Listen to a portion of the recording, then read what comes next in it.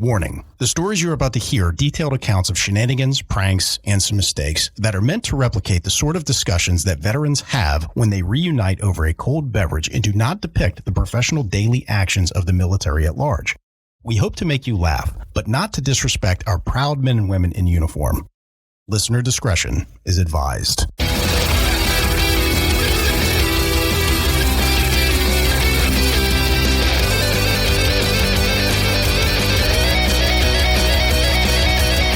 Welcome to Cammo Comedy, where we take a humorous look at the lighter side of military service. We got a big show for you today, but before we jump into it, if you like what we're doing here, give us a subscribe, give us a follow, whatever they call it on your podcasting platform. And while you're at it, give us a 5-star rating, write us a review, as that makes us more relevant in the algorithm and boosts the overall visibility of the show. But word-of-mouth advertising is just so powerful, so if you tell some friends, I will love you forever.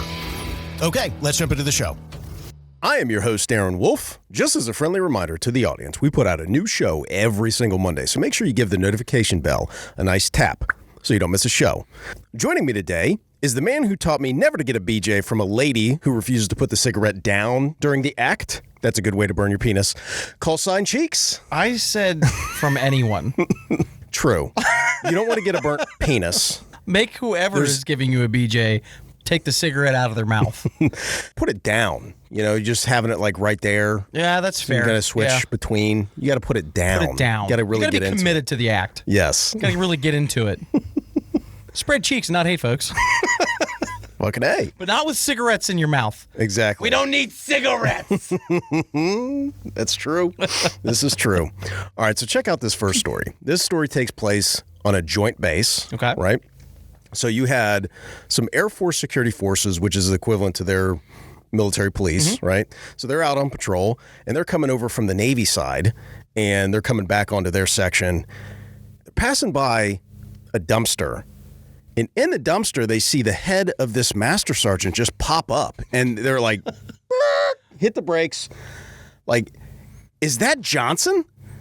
And so they go over to him like, Johnson, you're in the trash, man. What the fuck? He was in the dumpster? He was in the dumpster. Why? So Johnson yells out, he's like, hey, look, the BX is throwing away all this expired beer. You know, like there were like cases and cases of expired beer. And he's like, jackpot, right? Yeah.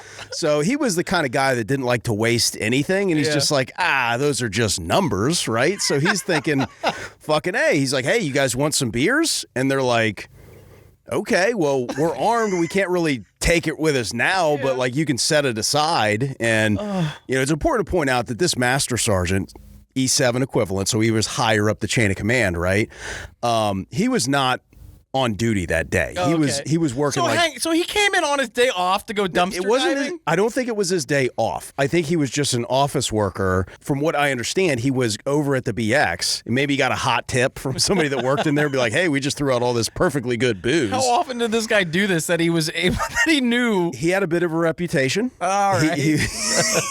He had a bit of a reputation for not wanting to waste stuff. He was always good for finding expired food products that were, you know, they're still passable. But he was just like, hey, man, you know, free shit.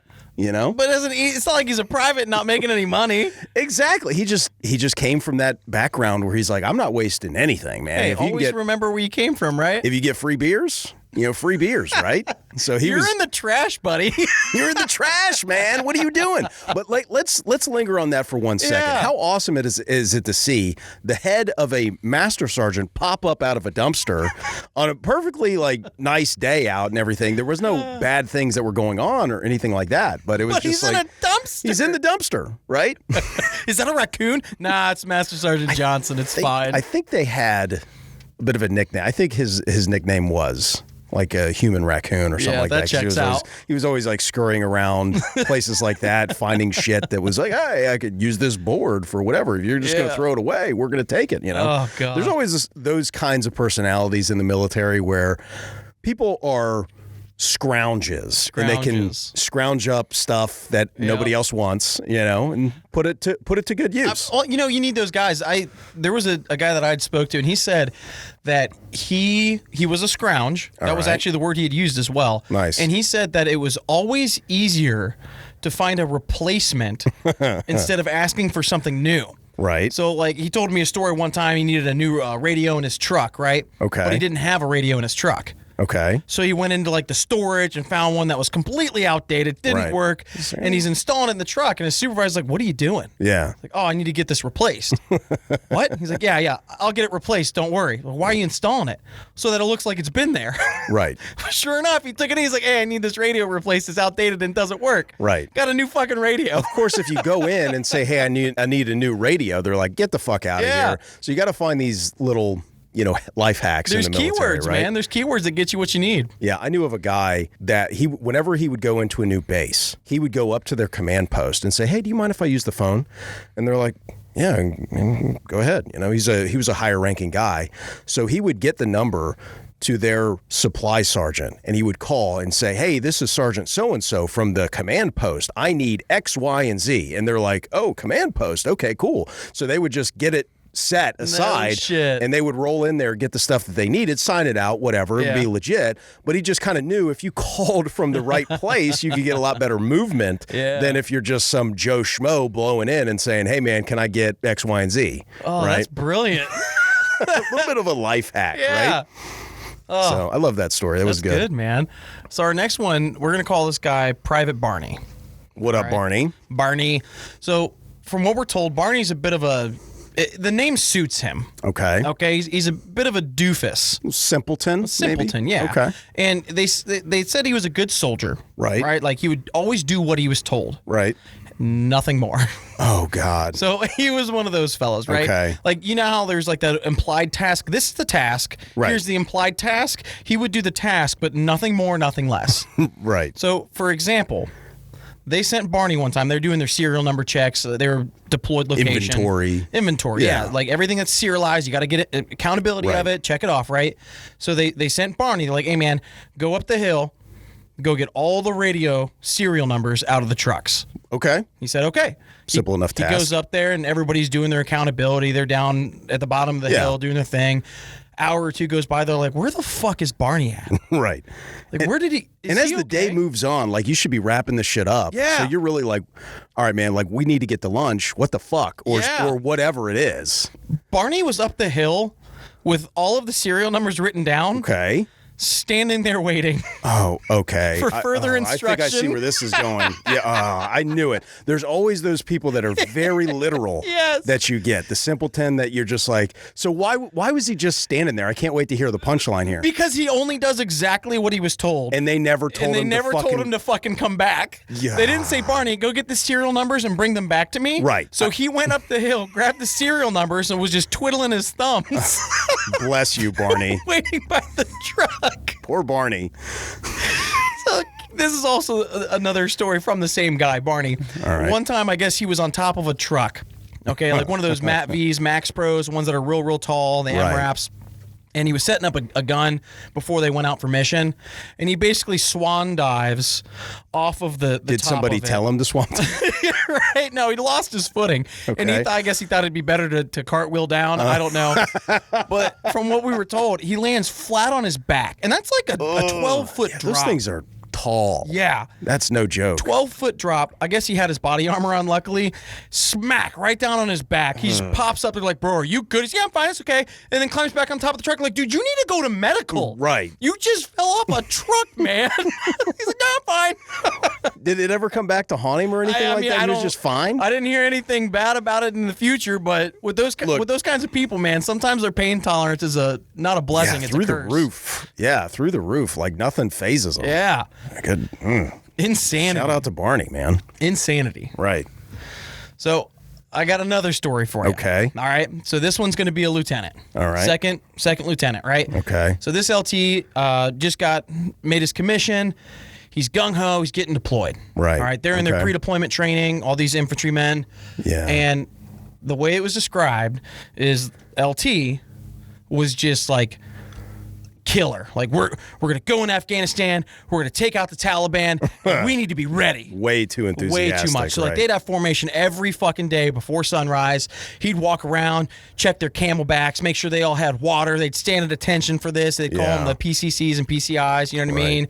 And he's doing all his checks. and then they go on like a 6-mile ruck march. And then they come back. Oh, now we're doing PT. Like, bro, we need to eat. Right. No eating until you're done with your ruck march and your PT. Like, God damn it, One man. of those guys. They get done with eating, like, all right, hip pocket training, we're doing everything. Like, man, it's supposed to be a down day. Right. So just running these guys into the ground, only getting 3-4 hours of sleep a night. And this is pre-deployment training. Right. Okay? So, like, I get it. It's miserable. It's miserable. Like, you got to get used to the suck, embrace the sucky, as you always fucking heard. Right. But, like, when it's unnecessarily sucky, like, you start to not like that guy. Yeah. It reminds me of David Schwimmer's character in Band of Brothers. Yes. That guy that was just like, he was all enthusiastic, but when it came to him actually putting, I don't know this guy's situation, but in that show, when it came to actually putting everything into action, he was a little lacking, we should say. Yes. So you got to watch out for people like that, because, maybe he was, maybe you should just let me shut the fuck up here. I prefer when you shut the fuck up. Right, exactly. So they said that this LT was similar to that. Like, he watched a war movie, and that's where he pulled all of his leadership qualities from, right? Right. Like, this is who I'm, all Army all the time, right? Well, they get to Afghanistan. And they're like, this fucking guy's going to get us killed. Because he doesn't know how to apply the actual techniques. He's a fit dude. Sure. Because all he did is ruck march and PT, right? So at least he was out there doing it with everybody. Right. Oh, yeah. They said that he was always doing it with them. So, like, it's hard to hate the guy. Sure. But you're like, bro, that's not how you do the battle drills. Like, these are there's certain ways you apply these techniques. And I guess he wasn't great at that, right? Right. Well, they're at, like, week 1 of being in Afghanistan. They're doing the ride-alongs with the other dudes that they're replacing. They're trying to learn the job. And the stupidest shit happened. All right. This lieutenant is going from, they were deployed on like an ODA compound, right? It's a operational detachment alphas. It's supposed to be for like your tier 1 dudes. Yeah. Right? So and they were serious guys. Yeah. And Special Forces, SEALs. Right. These guys were infantrymen, but they were on this ODA compound that was like attached to a forward operating base. Gotcha. Okay. And that's just where their platoon had stayed. So in order to get to like the chow hall and stuff, they had to leave their ODA compound because they didn't have any of those amenities, right? Right. And they'd have to walk across a road and like up a little hill, and then they would go into the actual fob where they really good at ruck marching by then, Right. So you could take a little hill. Yeah.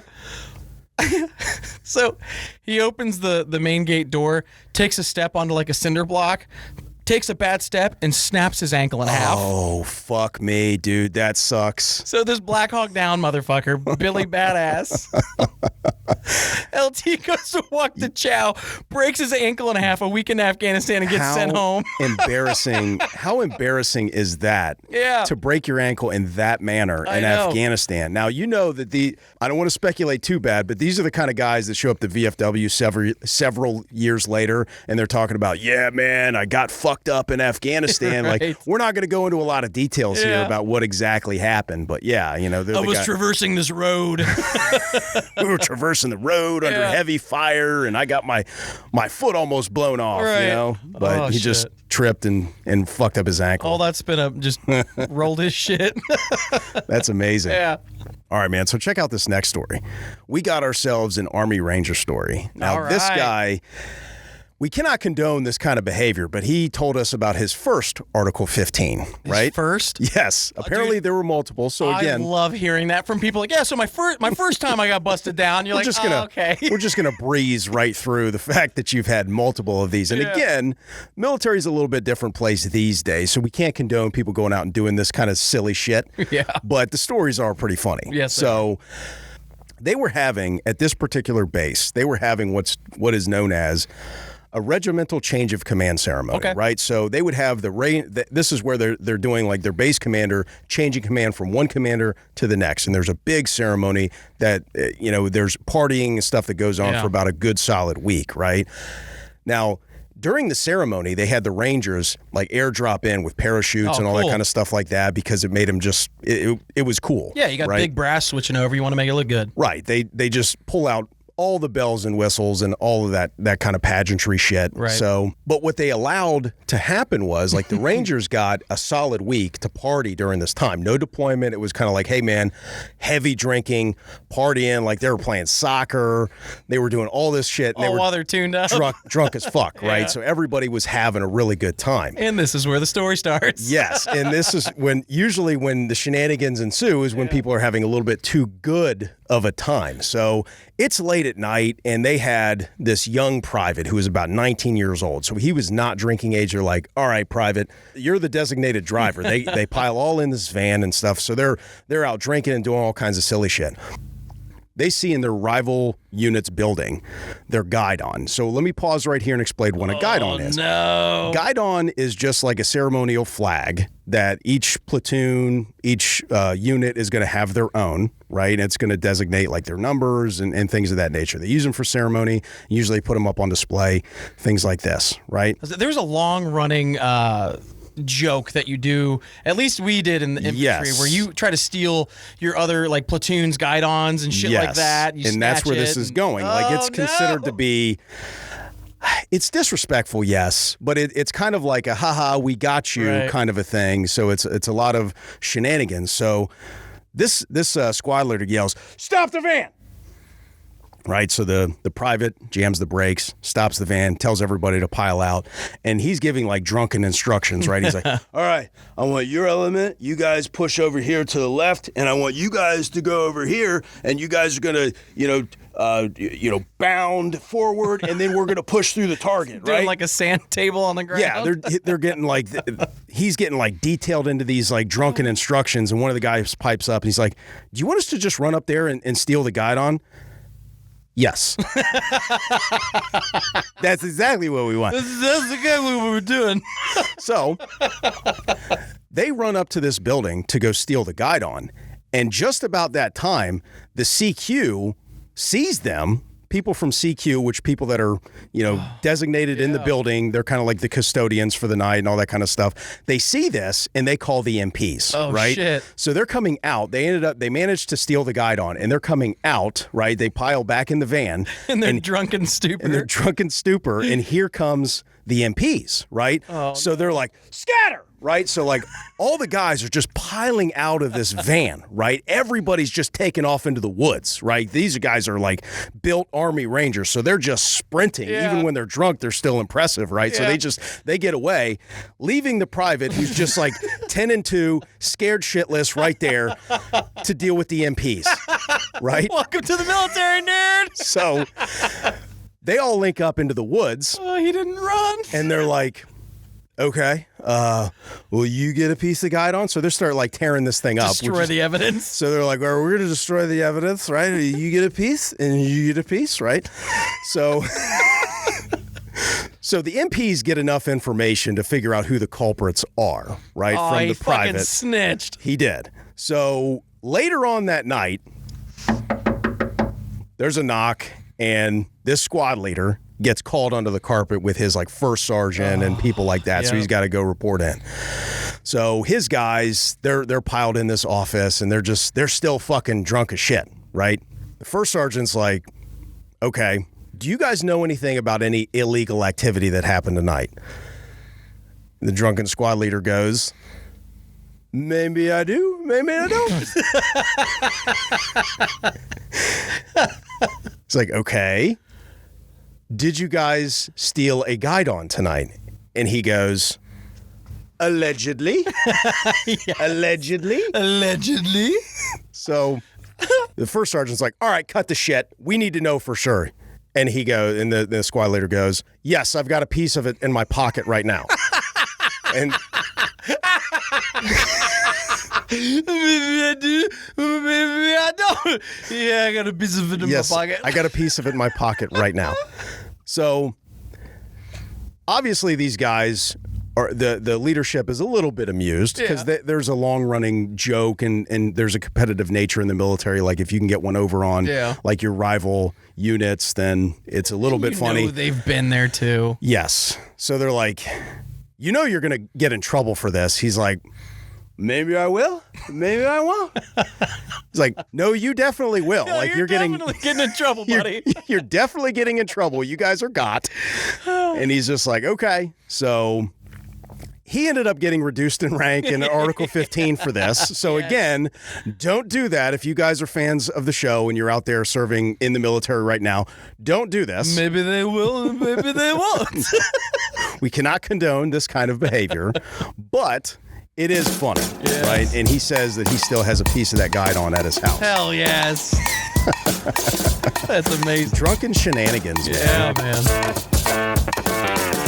Hey, thanks for checking out the Cammo Comedy Show Podcast. If you like what we're doing here and you want to participate in this community, there are many different ways that you can contribute. First and foremost, tell somebody about the show. Word of mouth advertising is very powerful, and we really appreciate you for helping us out.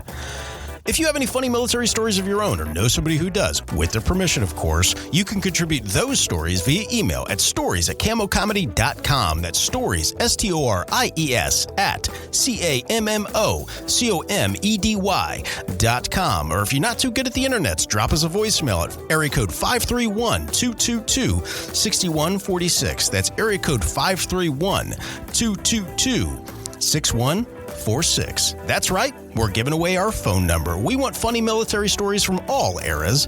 So if you're not from a generation that's heavily online, we don't want there to be a barrier for participation.